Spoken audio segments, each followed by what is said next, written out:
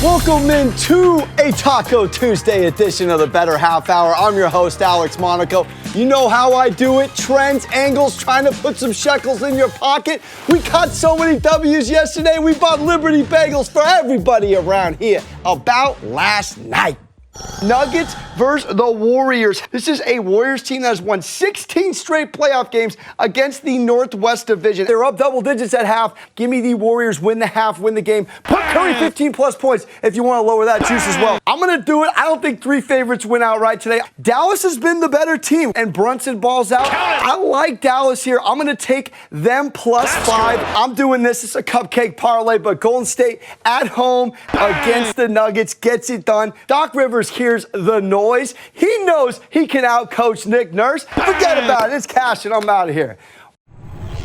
All right, we keep the momentum going. We break down some NBA Game 2 trends. We start out down in Miami where the Heat absolutely cooked, scorching 115-91 victory. Duncan Robinson, 27 points, 8 threes. PJ Tucker, a perfect 4 for 4 from 3. This Miami Heat team led in just about every single statistical category. Just a dominating, absolute outing for the Miami Heat. Now the Hawks, they came in a little sluggish. They had to play a couple playing games. So, again, could have been a little bit of a trap bet here. Looking at some trends here, the Hawks are actually pretty good against the spread after losing the previous game. They're a perfect 5-0 covering after an against the spread loss. But they aren't playing in Miami very well. Just 1-6 against the spread in their last 7. The Heat, winners of 7 of their last 8 covering. They're also 4-0 in their last 4 as a home favorite. Now we know this Heat team is incredible on defense. Top 5 in points against in many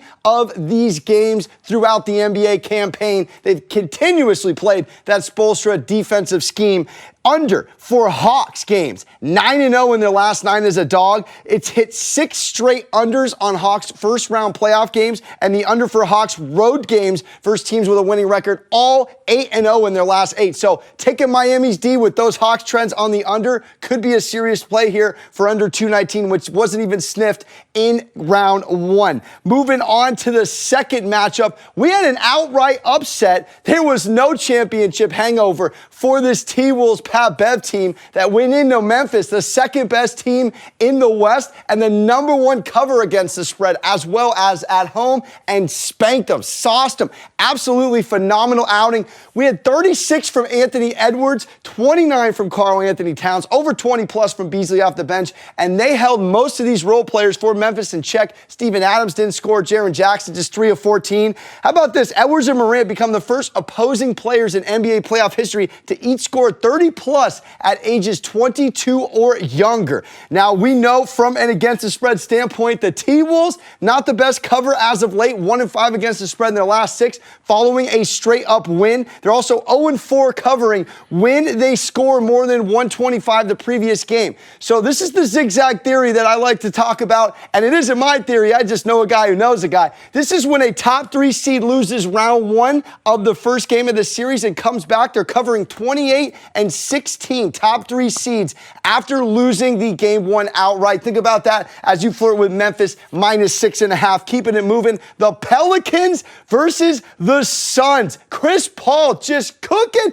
30 and 10. This man had an unbelievable 19 of his 30 in the fourth quarter, hammered the over on all player props here. That ties a career high, by the way, for fourth quarter playoff points for CP3. And this team came in and they just shut down McCollum and Ingram. Ingram 6 of 17. McCollum was 8 for around over 20 missed field goals. There's a lot of defense for this Phoenix team who really is one of the better defensive teams in the NBA and has done it all season. They did it last playoffs as well, limiting to opponents on the whole postseason to under 105. So there will be some maybe value on 221.5 here when you look at this team. I got a pick for you later in the show about them. But the Suns, I mean, they're one of the best covers going against the Pelicans, who are just 1-6 in their last 7 against straight-up records. They're 0-4 in their last 4 as an underdog. They're 1-6 in their last 7 straight up against the Suns. Phoenix went 3-1 against them on on the season. This team owns them. And we do know, on a quick over-under thought, the total has gone under in 12 of the last 16 Pelican games and unders on 6 straight Phoenix games. That's all because of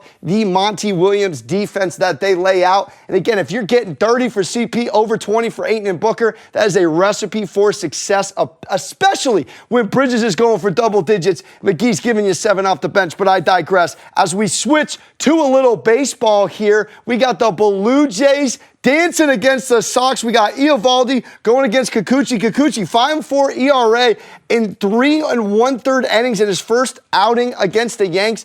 He and the Blue Jays lost 4-0 in that one. Eovaldi, though, he's been struggling as well. 4.5 ERA, 13 Ks in his first 10 innings, which is great, but he's allowed 9 hits and 4 of them are home runs. So maybe look for someone on that smashing Blue Jays lineup, a little Vlad perhaps, to go yaya today against Eovaldi. Now, the Blue Jays 0-4 in their last 4 games following a win. So they've been alternating wins all season to start. The Blue Jays are, though, 4-1 in their last 5 against Boston. And for Eovaldi, Series 1 starts, the over has hit in 5 straight, sitting right there at 9.5. So with Kikuchi's rough start, as well as Eovaldi, might want to hit the over in this one. Boston had a slump yesterday against Minnesota. They typically bounce back nicely when they lose. And last but not least, we got the Atlanta Braves against the Dodgers. How about Freddie Freeman going yah-yah against the X? First homer of the game, had to feel good. Dodgers win again. Max Fried off to a little bit of a sluggish start, to say the least. 0-2 the Braves are when he's starting. He's allowed 5 runs in his first start. His ERA sits at 5.73 right now. Bueller's been pretty money, 3.38 in his first 2. He's made it past 5+ innings in both 2. The Dodgers won 7-4 yesterday. How about this? They have been on fire, winners of 7 straight, and they're going against a Braves team who, quite frankly, is just not playing well at the gate. They've lost the first inning in 3 of the last 4. Dodgers have not lost at home yet, people. Grab yourself a Dodger dog. Maybe go on the run line because the Dodgers are winning again tonight. We're just getting started on the Bettor Half Hour. Coming up next, Julian Edlow at DraftKings on the Bettor Half Hour.